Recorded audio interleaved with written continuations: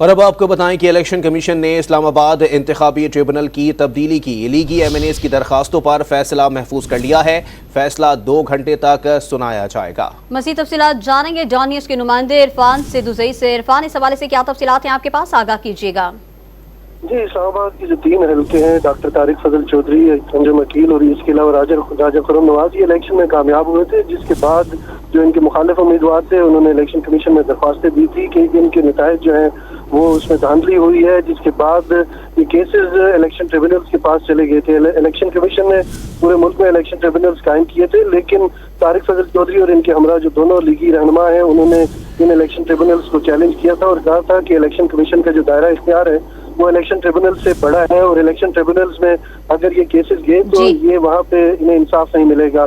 آج کیس مقرر کیا گیا تھا سماعت کے لیے، جس کی سربراہی 3 رکنی بینچ نے کی اور چیف الیکشن کمشنر اس بینچ کی سربراہی کر رہے تھے۔ عرفان سدوزئی ہمیں تفصیلات سے آگاہ کر رہے تھے، آپ کا شکریہ۔